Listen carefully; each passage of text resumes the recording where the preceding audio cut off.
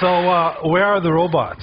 We've been told for 40 years already that they're coming soon. Very soon they will be doing everything for us. They'll be cooking, cleaning, buying things, shopping, building, but they aren't here. Meanwhile, we have illegal immigrants doing all the work, but we don't have any robots. So what can we do about that? What can we say? So I want to give a little bit of a different perspective of what we can, how we can perhaps look at these things in a little bit of a different way. And this is an X-ray picture of a real beetle and a Swiss watch back from '88. You look at that, and what was true then is certainly true today. We can still make the pieces, we can make the right pieces, we can make the circuitry with the right computational power, but we can't actually put them together to make something that will actually work and be as adaptive as these systems. So let's try to look at it from a different perspective. Let's summon the best designer, the mother of all designers. Let's see what evolution can do for us. So we threw in, we created a primordial soup with lots of pieces of robots, with bars, with motors, with neurons, put them all together and put all this under kind of natural selection, under mutation, and rewarded things for how well they can move forward. Very simple task. And it's interesting to see what kind of things came out of that. So if you look, you can see a lot of different machines come out of this. They all move around. They all crawl in different ways. And you can see on the right that we actually made a couple of these things and they work in reality. These are not very fantastic robots, but they evolved to do exactly what we reward them for moving forward. So that was all done in simulation, but we can also do that on real machines. Here's a physical robot that we actually have a population of brains competing or evolving on the machine. It's like a rodeo show. They all get a ride on the machine, and they get rewarded for how fast or how far they can make the machine move forward. And you can see these robots are not ready to take over the world yet, but you can, they gradually learn how to move forward, and they do this autonomously.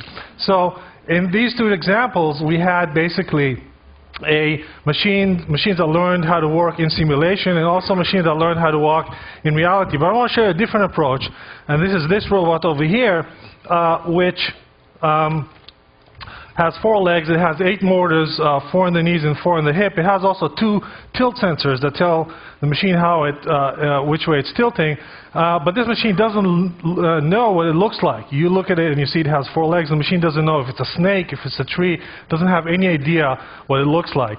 But it's going to try to find that out. So initially it does some random motion, and then it tries to figure out what it might look like. And you're seeing a lot of things passing through its mind, a lot of self-models that try to explain the relationship between actuation and sensing. And then tries to do a second action that creates the most disagreement among predictions of these alternative models, like a scientist in a lab.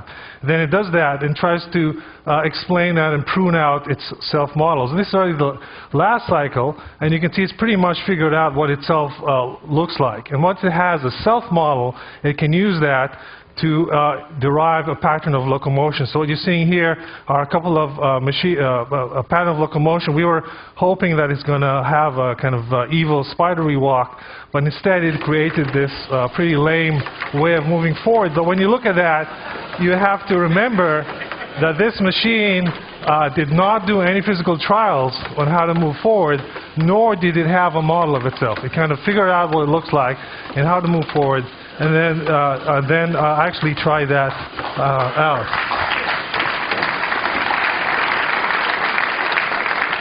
So we'll move forward to a different idea. So that was what happened when we had a couple of that's what happened when you had a couple of okay. They don't like each other. So here's another. There's a different robot. That's what happened when the robots actually are rewarded for doing something. But what happens if you don't reward them for anything? You just throw them in. So we have these cubes, like the diagram showed here. The cube can swivel or flip on its side, and we just throw 1,000 of these cubes into a soup. This is in simulation, and don't reward them for anything. We just let them flip. We pump energy into this and see what happens in a couple of mutations.